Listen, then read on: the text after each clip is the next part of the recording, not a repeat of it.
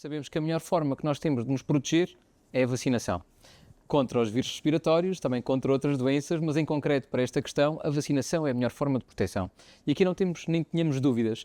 E Portugal, felizmente, e ao longo das últimas décadas, através do seu Programa Nacional de Vacinação, mas também da vacinação sazonal, sobretudo o que diz respeito à vacinação contra a gripe, tem tido resultados muitíssimo importantes e muito interessantes. Há um investimento que é feito pelo país para proteger a sua população.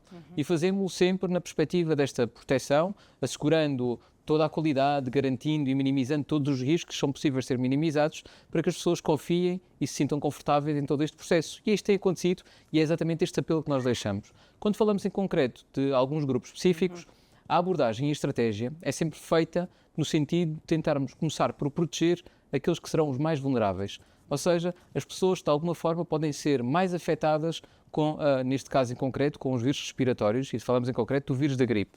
E, portanto, os grupos que são elegíveis para esta vacinação gratuita, falamos em concreto de pessoas com 60 ou mais anos, depois falamos também de condições mais específicas das pessoas com 85 ou mais anos, que essas ainda têm uma dose acrescida daquilo que será este processo vacinal, portanto ainda eu diria, uma proteção ainda mais reforçada na sua vacina.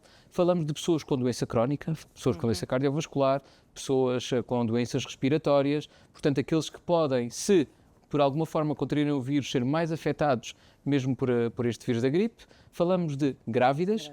E falamos também de pessoas que estão em múltiplos contextos. E dar aqui alguns exemplos. Primeiro, podemos falar em concreto dos profissionais de saúde, primeiro pelo risco que os próprios têm pelo contacto com os vírus circulatórios e depois também para que de alguma forma possam proteger as pessoas com quem estão.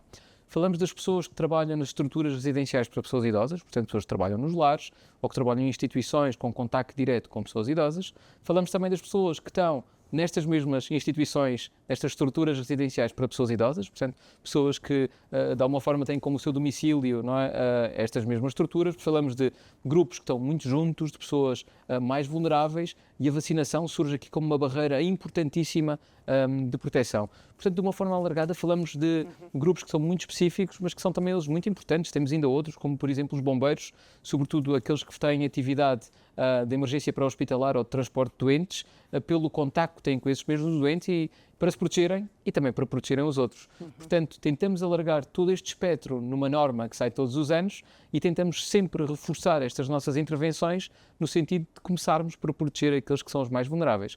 À medida que a campanha vai avançando, habitualmente vamos também percebendo daquilo que é as vantagens de podermos vir a vacinar outros grupos populacionais de outras faixas etárias, sempre com análises que são sempre muito, muito cuidadas relativamente não só àquelas que são as vacinas disponíveis, mas também onde elas de facto fazem mais falta e onde elas são ainda mais importantes.